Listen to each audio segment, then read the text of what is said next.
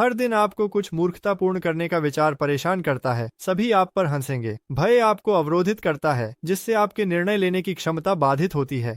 आप दूसरों की राय को नजरअंदाज करना आप पर लगाए गए सभी रूढ़ियों व सामाजिक मानदंडों को छोड़ना कठिन पाते हैं। लगाए गए भय और झूठी अपेक्षाएं आपको अपने आप होने और जीवन का आनंद लेने से रोकती हैं।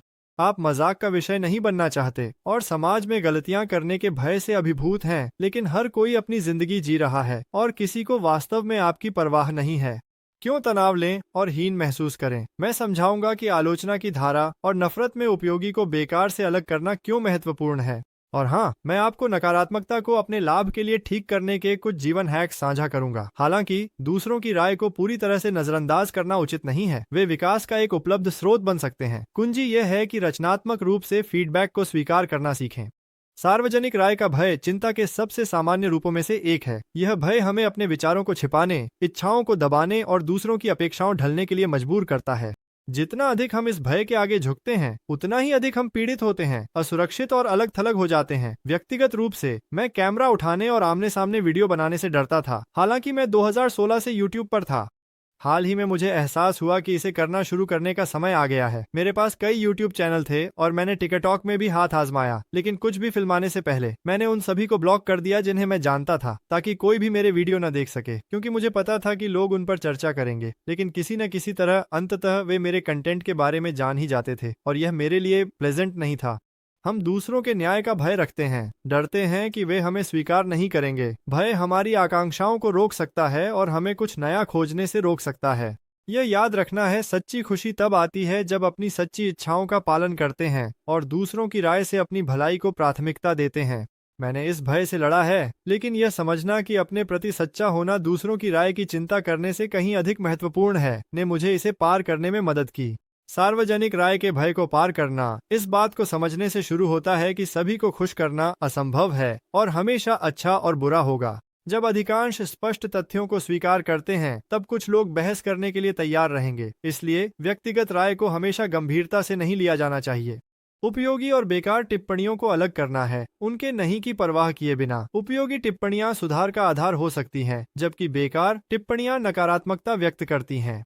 सभी फीडबैक ऑनलाइन या ऑफलाइन दो श्रेणियों में वर्गीकृत होते हैं: विचार करने और अनदेखा करने। ये आपको उपयोगी चीजों की पहचान करने और उन पर काम करने की अनुमति देता है। बाकी सब कुछ छोड़कर चलो। दूसरों की राय को नजरअंदाज करने के 3 तरीकों पर चर्चा करें। शुरू करने से पहले मैं एक मजेदार कहानी साझा करना चाहता हूं जो इस पाठ को लिखते समय हुई। एक दर्शक ने वीडियो के नीचे एक टिप्पणी छोड़ी जिसमें सामग्री से असंतोष व्यक्त करते हुए इसे खराब कहा। सामना करने के बजाय मैंने उससे पूछा कि उसे क्या पसंद नहीं आया, ताकि मैं भविष्य में उसकी टिप्पणियों को ध्यान में रख सकूं।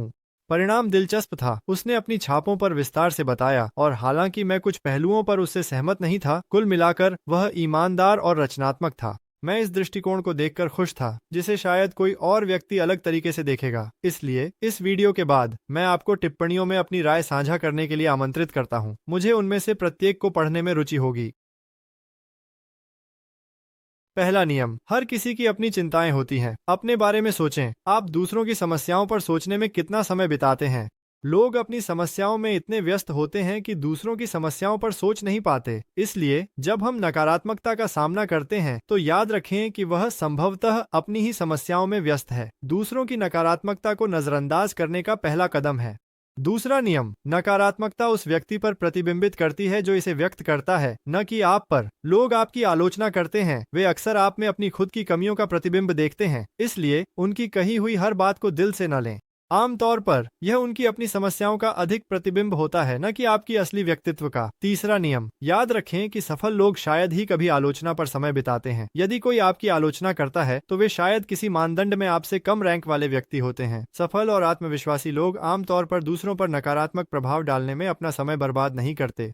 सार्वजनिक राय के भय को इस समझ से पार किया जा सकता है कि सभी को खुश करना असंभव है। भय को पार करने के लिए इसे सामना करना और आत्म लगाए गए सीमाओं से मुक्त होना सहायक होता है। आत्मविश्वास बनाने समय प्रयास लगता है, लेकिन यह स्वतंत्रता देता है। डर को जीवन को सीमित करने न दें। लक्ष्यों की ओर आत्मविश्वास से बढ़ें।